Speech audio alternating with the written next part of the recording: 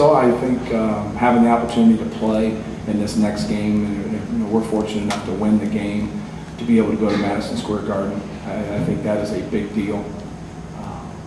To those guys, obviously it's something we've talked about a little bit. We'll talk about it a lot more because when you have to win multiple games to get to that point, you don't really talk about it. Now we're at one game. If we can win it, then we can go to Madison Square Garden. So I think it's a great event for us, and obviously a great field. Well, I felt like we had, Coach called that timeout. And we got those subs in there, the guys on the bench, Lou Jack, myself, Nimia. I just think we brought like another level of energy to the game.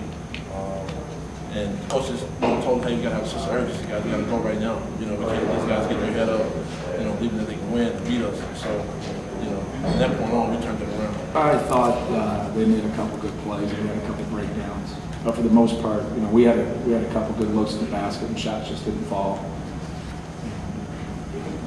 Just there's no sense to really get too excited about it.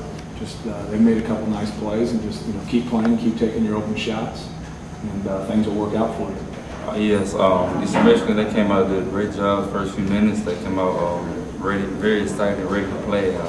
These guys stepped up to the challenge on the defensive end. They said, man, we need stops. And they stepped up with their leadership and just went out where Brooklyn was ready to play. I thought, outside of Lewis Jackson, I thought, Chris Kramer was very important for us in that first half. He made a lot of good basketball plays. Obviously, made a couple layups at the end from Lewis's passes, but Kramer does some things on the basketball court. He affects the entire game sometimes without shooting.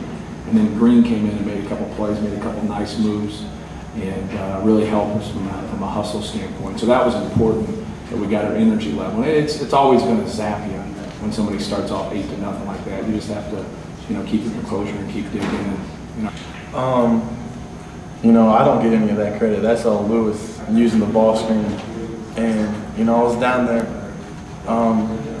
just watching him, how crafty he is with the ball, off the ball screen. It was just amazing for me to watch it, just, being down there and while I'm trying to, duck in on my guy.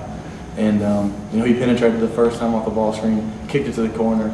And, I came up to him, I was like, Lewis, my guy's helping towards the middle, so I'm coming helping you. I'll be open, on the backside. And, it just happened 2 times in a row. And, that's all his credit, his court vision, and, his awareness. A high basketball IQ, and he does not waste his speed. And he does change the direction, change the speed, hesitation dribble, and with the whole time knowing where he's going to go with the basketball and knowing who can shoot and who can score. At the rim, he gets Chris Kramer just a couple wide open layups at the end. And then, he gets Ryan Smith the 3 in the corner, and he always knows whether that's Robbie Hummel behind him or Minnie Challison.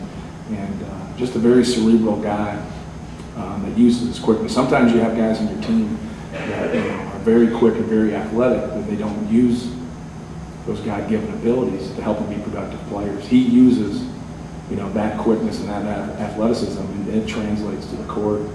And he's just a good player. And when he's out there, it gives us another dimension. It also doesn't wear down Keaton Grant in terms of going to pressure the basketball. And that's very important.